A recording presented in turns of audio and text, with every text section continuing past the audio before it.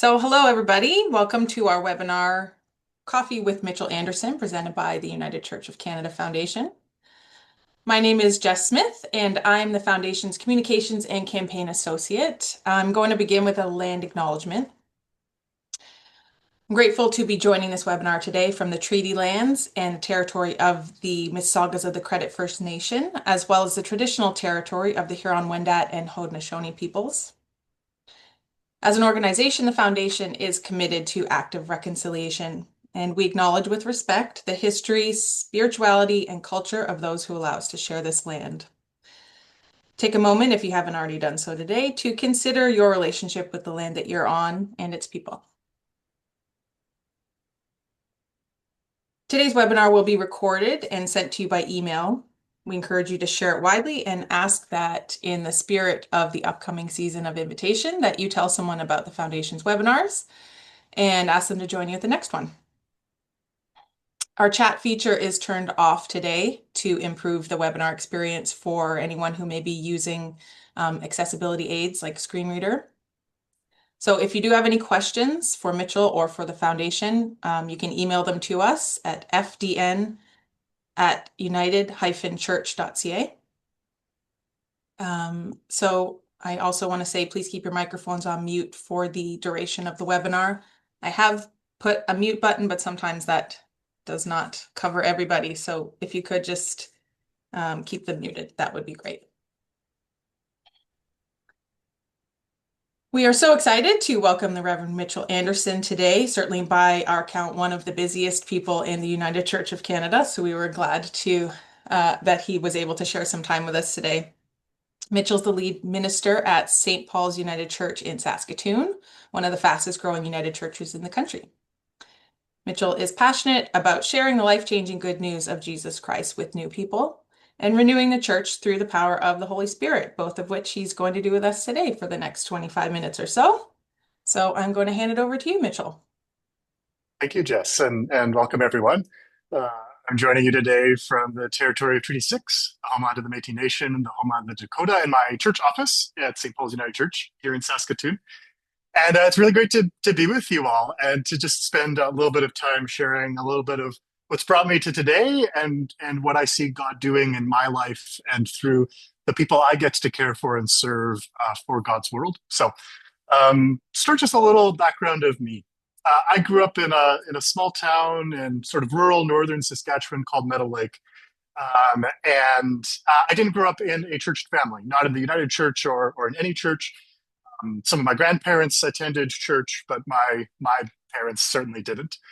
And so it's interesting to go from growing up non-religious to then becoming a minister. And so for me, when I was in high school, I started to have questions about faith, and I had good friends who invited me to one of the church youth groups in Meadow Lake. And again, I was very skeptical, came in with a posture of suspicion of this church thing and church people, because goodness knows we've sometimes done bad things. And I also knew the United Church minister, the Reverend Anja Ginion. She led a community-based restorative justice program I was a youth volunteer at. And in meeting her, and she never talked explicitly about her faith in that role. She was very clear, this was a community volunteer, but it was grounded in her faith and her belief in justice. And I just encountered in her a woman of deep conviction and passion and calm and wisdom, and started to wonder if that's what a follower of Jesus and actually a church leader could be like. There's something good going on there. And so when I realized as a teenager that I was gay, very shortly after, I had a moment of the summer of, I believe it was 2006, of sort of confusion and frustration and anger at just life, like many teenagers have. And into that, after sort of tossing and turning in anger for a while, just a sense of absolute calm and peace. And the presence of Jesus coming into my life and telling me something like, I'll be with you, be at peace. And that changed my life. That moment where God stepped in and said, life might seem challenging and difficult now, and it is, but you are not alone. we are not alone. And so part of my passion for sharing the stories of Jesus, inviting people to experience the way of Jesus, is rooted in my own story that Jesus changed my life. And Jesus continues to change my life. And I am profoundly grateful for that and animated by that. And so I knew the United Church minister was someone I deeply respected. I knew the United Church's values of justice and inclusion were ones that resonated with my own. And as an openly gay youth in rural Saskatchewan, the United Church was going to be the only church that would at that time and place, I think, give me a true welcome. So I showed up one morning, didn't tell anyone. I mean, it's a small town, news spreads, but and there was this woman named Betty who was greeting that day, and she was so excited to see me. I went to school with her grandkids, and she said, "Oh, Mitchell, it's so good to see you. I hope you know you're welcome here," and gave me a big hug. And that was my first experience of walking into United Church. Was someone who was thrilled I was there, gave me a hug, and let me know I was welcome. And so that just warmth that Betty showed me that day and then all the people of that church were so excited. But that first experience just set the tone for what the United Church can be at our best. Just a place of profound welcome, the transformation of our lives. That church then called me into ministry. They said, Mitchell, I think there might be something here. And now, many years later, I'm here at St. Paul's in Saskatoon. I've been here 5.5 years. I started in August 2020. Wild time to start new ministry. I didn't meet some of my people till like 2022, 2023, just with all the ups and downs and everything. And I was called here at a really pivotal time. And the people who called me said, we don't know where God is taking us next, and we want you to help us figure it out. But feeling a sense that Saskatoon is a fast growing and vibrant city, attracting many new Canadians, that is younger than the country as a whole, and there has to be something there. And one of the things I love telling about the history of St. Paul's, we were planted in 1910, that the Presbyterians in and around Saskatoon, there was a new town, Sutherland, that's now a neighborhood of Saskatoon. They said they need a Presbyterian church because there were waves of immigration, there were young families, and there were unchurched people. And so there are minutes from I think at the time we had a session, very old school, minutes of the session talking about how young families and children in the town of Sutherland weren't going to church. What were we going to do about that? Founded by and for immigrants, at that time primarily Scottish, but founded by and for immigrants. And a note that of the 400 households in Sutherland, 40% weren't attached to any of the churches. And what were we going to do about those who were unchurched? And 115 years later, our priorities, our passions are still for children and youth, still for immigrants, still for the unchurched, and asking how can we share the way of Jesus with others. And so in the last 5 years, we've been experimenting with what ministry can look like, having a lot of fun, making some mistakes along the way, but I'm really in awe of what God has done here in the last few years. If you compare a normal Sunday, our in-person attendance today compared to before the pandemic, that's up about 20% and growing double digits every year. If you think of the people who are joining us online, so that's about 60% more people that we touch on a Sunday morning on Facebook, YouTube, and in the building than we did 5 years ago. The number of people in our database who are adherents and active members has grown by about 60%. And we've joined God in achieving those. And one of my favorite verses, as someone who thinks about church growth a lot, is in 1 Corinthians chapter 3, where Paul writes, I planted, Apollos watered, but God made it grow, using a agricultural or a gardening metaphor, which fits my context well in the prairies, to describe the life of faith. So if you think of my own coming to faith and meeting Jesus, ultimately it was God stepping into my life that made that happen, of course. But there was planting of my friends inviting me to youth groups. There was watering of the minister in the community, being publicly visible as someone working for justice. There was watering of people like Betty welcoming me and the people who nurtured me towards ministry. So yes, it was God who made my soul and spirit grow into a follower of Jesus. But there were people that God placed along the way to plant and to water. And it's the same thing for churches. So yes, I would attribute all of our growth to the movement of the Holy Spirit in this place, that God longs to be in deeper relationship with the people of Saskatoon. And there's work for us to do. We don't just sit back and wait for God to do all of that. We have work to do in partnership with God. Grace doesn't preclude effort. And so certainly there's effort along the way. And so what we've done in the last couple of years has been lots of experimentation. One of I think it was a textbook in my MBA, was a book called The Lean Startup. And it talked about a way of leadership that was less about you create these like really solid, well-researched 5-year plans that end up getting just like set on a shelf and no one ever does anything with. And instead, an approach to strategy that is iterative, experimental, risk-taking, open to failure, and has a wheel of iteration. Build something, you measure did it work, and then you learn. And based on that learning, you go again. And so that's the approach to leadership that I've taken and that we've deployed at St. Paul's, is a lot of trying stuff and finding out what works and what doesn't in our missional context. And for us, that's been a lot around trying to create spaces, especially for young people to come to faith. So we've created a children's ministry staff position and a youth ministry staff position. And I inherited a church that didn't do fundraisers, which is so freeing that when we do events for the community, they are for the community, not to try to extract wealth out of the community into the church, but to give away the love that Jesus shows us for our neighbors. So everything from, we have a weekly free community breakfast called Muffin Mornings on Wednesdays, where 60 or so people come and have, I think the average is like 2 muffins a person. We track lots of things at St. Paul's. And free coffee and some snacks and juice, muffins made by church members. And the foundation actually gave us, I think it was a Seeds of Hope grant, our first year doing that, to help expand that. And again, 60 people-ish, maybe a little more some weeks, come and have an experience of welcome and community.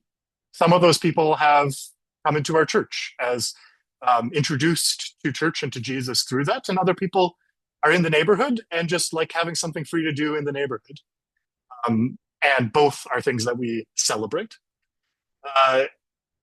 And a number of other ways where we try to give of ourselves away for the community. Free barbecues, the Shrove Tuesday pancake supper, that traditionally was a fundraiser, and now is just an opportunity to celebrate. We did a church anniversary party. We decided, let's celebrate our birthday every year because it's in July. There's not a lot to do. And I get to tell that beautiful story of the people who planted a church here to share the way of Jesus with the people of this neighborhood. And we had like triple the number of people we planned for show up because people in the neighborhood saw our church as part of their community and wanted to be there for the birthday party, and the free food probably didn't. But what a great opportunity to build real relationship. And I think that's really important, is often our vision for new people in the church is they would come and become exactly like us, that they would do all the things we already like. They would sing all the songs that we already like. And maybe they would give us lots of money along the way. But the reality of helping new people come to meet Jesus is that we need to be transformed by them just as Jesus is transforming them. And so our church has had to adapt and change as we've welcomed new people. That if we just wanted everyone to fit the mold of what St. Paul's was 30 years ago, I don't think any of those people would be here. We have needed to adapt and change with them. And so I've really had a lot of fun, I would say, along the way. Leading a fast-growing church is both exhilarating and exhausting. And so I just encourage you, if that's what God is calling your community to go eyes wide open about what that looks like. One of the things we ask about here regularly is, are we caring for the people who do the work, both staff and volunteer? There is a habit I've noticed in church land to try to run churches on the backs of our staff and our volunteers, and try to extract as much out of ministers, out of lay employees, out of volunteers. And we've tried to ask, what would it look like to try to be an employer that makes our employees' lives better, a place where people volunteer, where they leave rejuvenated, not exhausted. And it is exhausting work sometimes. I won't deny that. But I think it's been fundamental to what God has done here that we have done things like given lay employees sabbaticals, increased the amount of holidays that employees, especially lay employees, get, given people sick days and sick time, given all employees, not just ministers, continuing education leave because we all need to grow, um, paying all of our employees the living wage or higher. Just a number of small things like that that are tangible signs of our care and investment in the people who do the work. Because this doesn't just happen that a church grows by, depending on what you count, 20 to 70% in 5 years. It takes real effort. And yes, it takes that move of God, but Apollos has to water, and so do we. And so, who are your waterers, and are you investing and caring and supporting them? Would be one of my pieces of advice. And so, along the way, over the last 5 years, I've been asked at various points, why is God growing St. Paul's? And I don't have an excellent answer, but I have some theories or hypotheses that I think are well informed. But I will test these with you to see if they resonate. And so I have 4 ideas about why I think what it is about St. Paul's that I think is causing us to be a place where God is able to reach new people. And these are not programs you can copy. These are ways to orient your heart and life towards God and God's people. So that would be my advice. It's not do a weekly free community breakfast. It's love your neighbors. That kind of mental shift. So here are my 4 learnings over the last 5 years as they are today, and these might be different in a year. But the first is around radical hospitality. I have been to many a church where I have walked in and not a single person has acknowledged that I'm there, even fairly small churches where, as a millennial guy of color, like I stand out in many churches where no one's acknowledged that I'm there. Or I've been to churches where, frankly, you know, the coffee is bad. And so I just counted, we've served 7,000 cups of coffee. We spend a lot of money on coffee and we instruct people how to make it at an appropriate strength that it's actually drinkable. You know, I think the impulse in some churches to serve weak coffee is a sign of how they see outsiders and visitors and guests, not as an opportunity to share God's extravagant grace and abundant love, but they have a stingy heartedness that I think is incompatible with what God is doing with God's abundant provision. And so that would be my first is design everything intentionally with guests and visitors and newcomers in mind. Radical hospitality. Train your people how to be friendly, but not in an overbearing way. You know, I remember I was once at a church and saw someone their first Sunday. They were asked if they wanted to join a committee. And I was just like, oh, maybe not their first Sunday. Maybe get to know them as a human being first. Maybe find out their interests and curiosities and their spiritual gifts and where they are in their journey of faith before saying, oh, you would be great for the blank committee. So radical hospitality needs to be centered on that guest experience, that visitor experience. So I would encourage you, check out the people in your community who are great at that. They might be a restaurant. They might be a hair salon. They might be a school.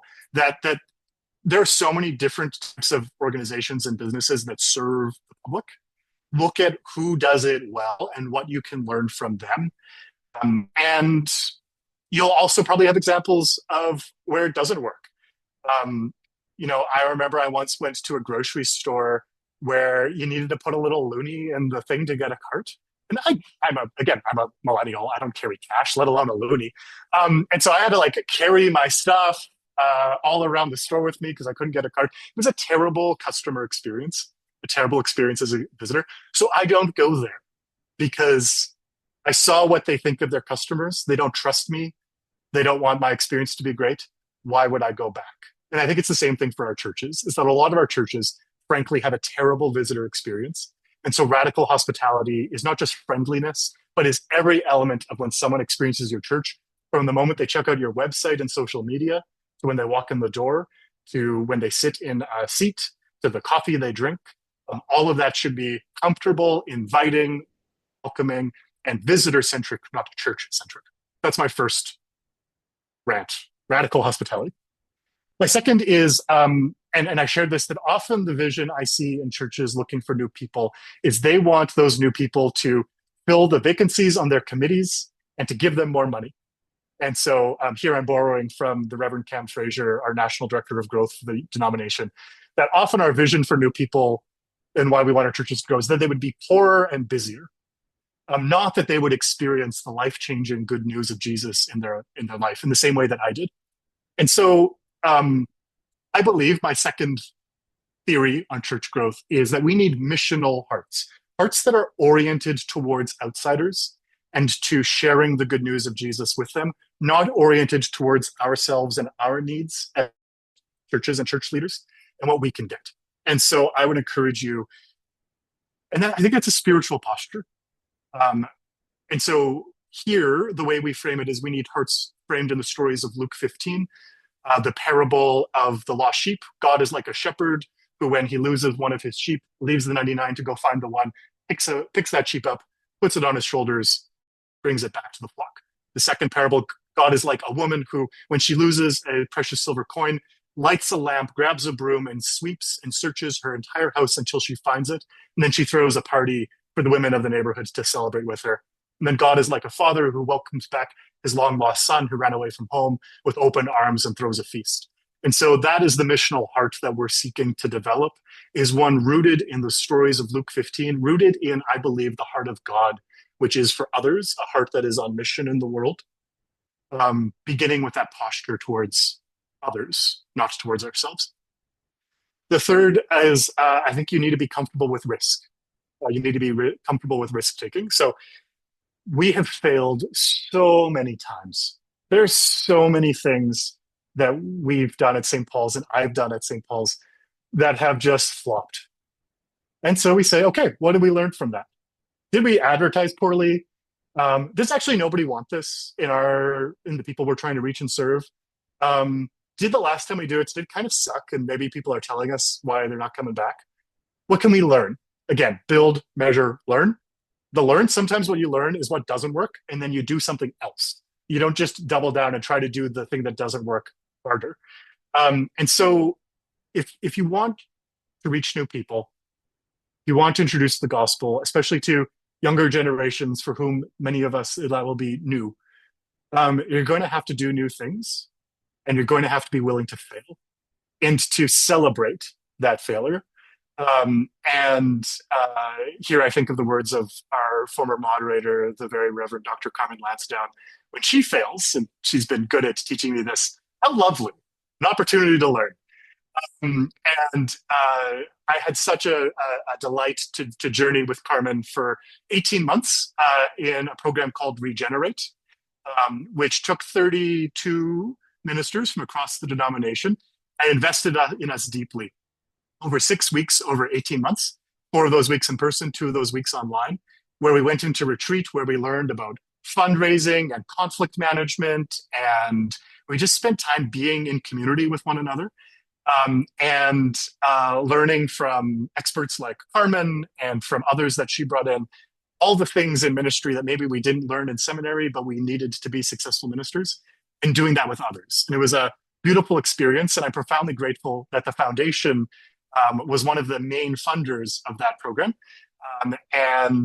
So in response, out of my own personal gratitude, in our first week for that Regenerate cohort, we observed a squirrel gathering nuts that they had stored.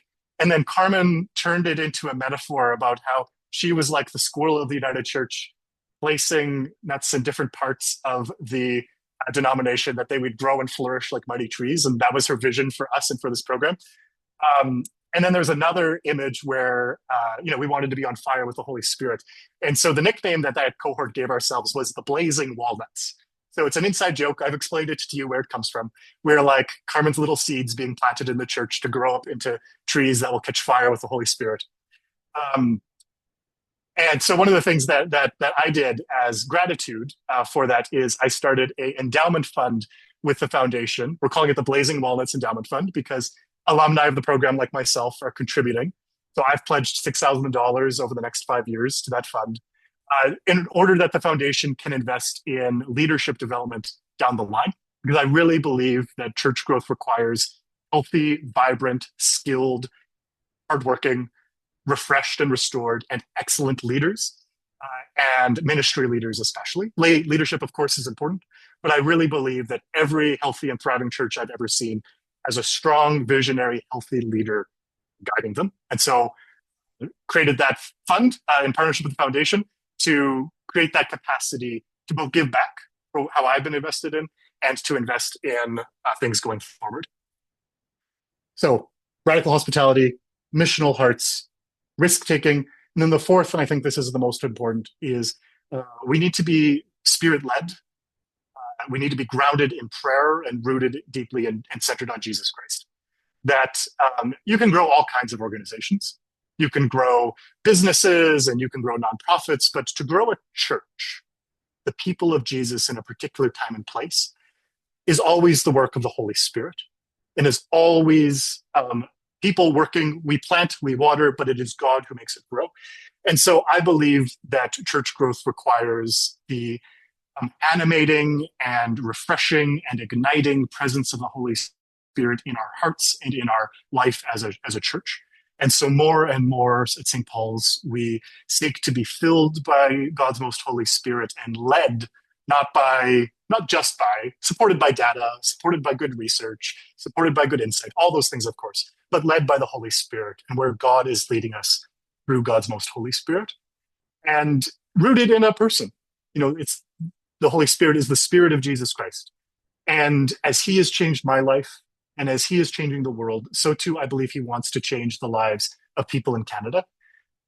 I see every day that is possible, where people show up out of nowhere saying, hey, I in this spring had an 87-year-old come and say, I want to be baptized. Can I be baptized? And I just had the story of, is it Philip and Cornelius and someone in the Ethiopian eunuch, those two stories in Acts, were saying, yes, you can be baptized. We will figure out the polity and those sorts of things, but yes, my answer to you has to be yes. And I think there are three ways that people are coming to St. Paul's, will be maybe my last point. One of those is through the outreach activities that we do, like Muffin Mornings, where we're in the community, people get to know us. The foundation has supported that, and I'm very grateful. The other is online. And actually, the foundation this year gave us a grant to support digital ministry. And so we added job duties to our office administrator, that she is now our office administrator and digital growth lead, so that she has some time and capacity to. Today, she was making changes to our website to try to be more welcoming. Has some capacity to do that. So people come through outreach, people come through digital. And then the last thing is just God's miraculous power at work in the world. It's just somebody showing up off the street saying, hey, I want to be baptized. You're the closest church to me. Will you baptize me? And us just saying, yes. If God's sending you, who are we to stand in the way? What is to prevent you from being baptized? So that's how we find new people. It's a lot of hard work on our end through outreach and digital, but in the end, it's through God working a miracle. And every day I see God's miraculous provision at work in our church and in my life. It was a miracle that brought me when God stepped into my life to faith. And I'm just glad I get to shepherd and steward that and care for that. So we've got about a minute to go. So I know that the foundation people want to do some wrap up stuff, but just thank you so much for letting me share my story and how I came to faith and the story of what God is doing at St. Paul's. Hope there's something you can take and learn in your missional context from that. Grace and peace. Yes, over to you. Thanks, Mitchell. I think you can see all the love that you're getting there. Thank you, everybody, for coming today. I just want to end by reminding you that you will receive the recording for this.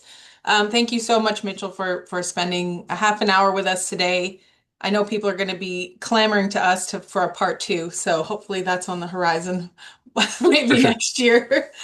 And if anybody has any questions for Mitchell that we can pass on to him, you can email them to us, fdn@united-church.ca. And when we send out the recording, we will give you information if you want to support Mitchell's fund that he was mentioning, the Blazing Walnuts Fund. We will give you information about that as well. And it's 12:30, so I'm going to let everybody go into the rest of their day, and hopefully you've been inspired and feel some hope from this today, and this is a bright spot in your day. And we'll see you at the next webinar. Bye, everybody. Come on, grace and peace.